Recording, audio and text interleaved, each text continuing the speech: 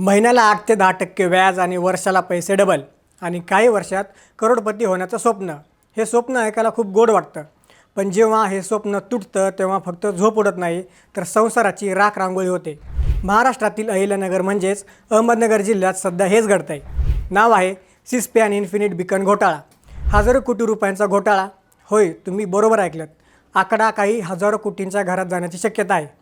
पण आज हा विषय फक्त पैशांचा राहिलेला नाही किंवा घोटाळ्याचा राहिलेला नाही. हा विषय आता पेटला आहे तो राजकारणामुळे. अहिल्यानगरचे खासदार निलेश लंके यांनी यावरून थेट जिल्ह्यातील सर्वात प्रस्थापित राजकीय घराण्याला म्हणजेच विखे पाटील कुटुंबाला ललकारला आहे. नेमका काय आहे हा सिस्पे घोटाळा? या कंपन्यांनी लोकांना कसं लुटलं?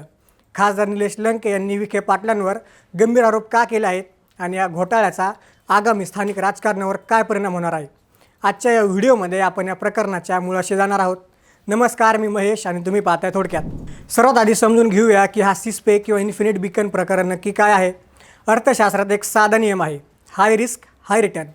पण या कंपन्यांनी हा नियमच बदलून टाकला आहे. त्यांनी लोकांना सांगितलं नो रिस्क ओन्ली हाय रिटर्न. 2021-22च्या काळात अहिल्यानगर जिल्ह्यात काही ॲप्स आणि एजंट्सचं पेव फुटलं होतं. सिस्पे आणि इन्फिनिट बीकन या नावाने चालणाऱ्या स्कीममध्ये लोकांना सांगितलं गेलं होतं की तुम्ही ठराविक रक्कम गुंतवा, आम्ही तुम्हाला महिन्याला 8 ते 10% परतावा देऊ. विचार करा, बँका जिथे वर्षाला 7% परतावा देतात तिथे या कंपन्या महिन्याला इतका परतावा देण्याचं वचन देत होत्या. लोकांचा विश्वास बसावा म्हणून त्यांनी अत्याधुनिक ॲप्स बनवले. या ॲप्सवर लोकांना त्यांचे पैसे काढताना दिसायचे. त्यांना रोज सकाळी मोबाईल उघडला की खात्यात पैसे जमा झाल्याचे दिसायचे. हे बघून लोकांना वाटलं की हे सगळं खरंच आहे. फक्त पैसे गुंतवणे एवढंच नाही तर तुम्ही आणखी 2 लोकांना जोडा, तुम्हाला त्यांच्या गुंतवणुकीवर कमिशन मिळेल, अशी साखळी किंवा ज्याला आपण चेन सिस्टीम म्हणतो ती तयार करण्यात आली होती. यामुळे गावागावात एजंट्स तयार झाले होते. हे एजंट्स बाहेरचे कोणी नव्हते तर त्याच गावातील शिक्षक, पोलीस, प्रतिष्ठित शेतकरी आणि तरुण होते. त्यामुळे लोकांचा विश्वास बसला आणि अहिल्यानगर जिल्ह्यातील राहाता, श्रीरामपूर, कोपरगाव, नेवासा आणि नगर शहर या पट्ट्यात हा घोटाळा वणव्यासारखा पसरला. सुरुवातीचे काही महिने अगदी 1.5-2 वर्ष लोकांना पैसे मिळाले. पण हे पैसे कुठून येत होते? तर जुन्या लोकांचे पैसे नवीन लोकांच्या पैशातून दिले जात होते. ही एक क्लासिक स्पॉन्ज स्कीम होती. पण 2024च्या मध्यापर्यंत जेव्हा गुंतवणुकीचा ओघ कमी झाला आणि परतावा मागणाऱ्यांची गर्दी वाढली तेव्हा हे बिंग फुटलं. अचानक ॲप्स बंद पडले, विड्रॉवल थांबलं, कार्यालयांना टाळे लागले. जेव्हा लोकांनी हिशोब मागायला सुरुवात केली तेव्हा कळलं की हा घोटाळा काही लाखांचा नाही तर शेकडो कोटींचा आहे.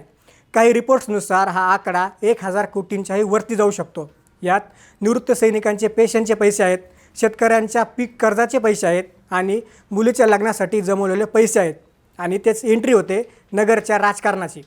खासदार निलेश लंके यांनी या प्रकरणात उडी का घेतली आणि त्यांचे आरोप नक्की काय आहेत? अलीकडेच एका जाहीर सभेत आणि पत्रकार परिषदेत बोलताना नगरचे खासदार निलेश लंके यांनी अत्यंत आक्रमक पवित्रा घेतला. त्यांनी थेट कोणाचे नाव घेतले नाही तरी त्यांचा रोख स्पष्टपणे मंत्री राधाकृष्ण विखे पाटील आणि त्यांचे चिरंजीव माजी खासदार सुजय विखे पाटील यांच्याकडे होता.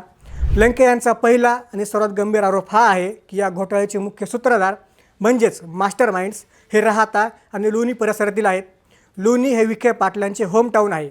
लंके म्हणतात पोलिसांना हे आरोपी सापडत नाहीत कारण त्यांना बड्या नेत्यांचा फोन जातो. त्यांचा दावा असा आहे की हे आरोपी विखे गटाचे जवळचे कार्यकर्ते आहेत म्हणून त्यांना वाचवलं जात आहे. इतकंच नाही, जेव्हा एखादा सामान्य माणूस गुन्हा करतो तेव्हा पोलीस त्याला तासाभरात उचलतात. मग हे आरोपी, कोट्यवधी लुटणारे आरोपी खुलेआम कसे फिरत आहेत असा सवाल करत त्यांनी SP आणि जिल्हा प्रशासनावर थेट आरोप केला की ते राजकीय दबावाखाली काम करत आहेत. विखे गटाने अधूनमधून निलेश लंके यांच्या कार्यकर्त्यांवरही आरोप केले होते की निलेश लंके यांच्या पक्षाचे लोक यात एजंट आहेत. याला उत्तर देताना निलेश लंके म्हणाले, ज्यांच्या घरातून हे पाप सुरू झालं त्याने दुसऱ्यांकडे बोट दाखवू नये. माझ्या कार्यकर्त्याची जर चूक असेल तर त्यालाही आत टाका, पण मुख्य मगरमच्छ का मोकाट आहेत? आता प्रश्न पडतो की विखे पाटील यांचा यात नक्की काय रोल आहे? हे आपल्याला समजून घेण्यासाठी वास्तव बघावं लागेल. अद्याप तरी विखे कुटुंबातील कोणत्याही सदस्याचे नाव FIRमध्ये आलेले नाही किंवा ते या कंपनीचे संचालक असल्याचे पुरावे समोर आलेले नाहीत. मग आरोप का होत आहेत? याचं पहिलं कारण म्हणजे भौगोलिक संबंध. या कंपन्यांचे मुख्य ऑफिस आणि सुरुवातीचे जाळे हे राहाता आणि शिर्डी मतदारसंघात म्हणजेच राधाकृष्ण विखेंच्या बालेकिल्ल्यात जास्त होते। दुसरं कारण म्हणजे या कंपन्यांचे जे मुख्य प्रवर्तक आणि एजंट्स होते त्यातील अनेक जण स्थानिक पातळीवर विखे गटाचे सक्रिय कार्यकर्ते असल्याचं बोललं जातं। आणि तिसरं महत्त्वाचं कारण म्हणजे प्रशासकीय संथपणा। अहिल्यानगर जिल्ह्यात विखे पाटील यांची मोठी ताकद आहे, सत्तेत ते मंत्री आहेत। अशा वेळी जर पोलिसांचा तपास संथ असेल तर साहजिकच बोट त्यांच्याकडे दाखवले जाते की हे सगळं त्यांच्या नाकाखाली घडलं, मग त्यांना हे माहीत नव्हतं का? थोडक्यात विखे पाटलांवर थेट घोटाळाचा कलाचा आरोप नसला तरी घोटाळेबाजांना अभय दिल्याचा त्यांच्यावर आरोप आहे। सध्या अहिल्यानगर जिल्ह्यात वातावरण प्रचंड तापलेलं आहे। खासदार निलेश लंके यांनी अल्टिमेटम दिल्यानंतर पोलिसांनी वेगाने हालचाली सुरुवात केल्या आहेत। अनेक गुन्हे दाखल झाले आहेत आणि काही एजंट्सना अटक देखील करण्यात आली आहे। पोलिसांनी या कंपन्यांची काही बँक खाती गोठवली आहेत, ज्यात काही कोट्यवधी रुपये आहेत, पण लोकांचे गेलेले पैसे त्यापेक्षा कितीतरी पटीने जास्त आहेत। दुर्दैवाची गोष्ट म्हणजे पैसे बुडाल्यामुळे काही तरुणांनी आणि शेतकऱ्यांनी आत्महत्याचा प्रयत्न केल्याच्या घटना घडल्या आहेत। एजंट्सना मारहाण होण्याचे प्रकार देखील घडत आहेत। निलेश लंके यांनी इशारा दिला की जर यावर तातडीने कारवाई झाली नाही तर ते पोलीस अधीक्षक कार्यालयावर भव्य मोर्चा काढतील। तर दुसरीकडे विखे गट आता बॅकफुटवर न राहता निलेश लंके यांचेच कार्यकर्ते कसे एजंट आहेत याचे पुरावे गोळा करत आहेत। या प्रकरणाचे परिणाम फक्त आर्थिक राहणार नाहीत तर ते राजकीयदृष्ट्या खूप दूरवर जाणार असतील। लोकसभा निवडणुकीत निलेश लंके यांनी तत्कालीन खासदार सुजय विखे पाटलांचा पराभव केला होता। आता आगामी स्थानिक स्वराज्य संस्थांच्या निवडणुकीत हा घोटाळा प्रमुख मुद्दा बनला आहे। निलेश लंके हे नॅरेटिव्ह सेट करत आहेत की विखे म्हणजे प्रस्थापितांचे रक्षण करते आणि मी गरिबांचा कैवारी।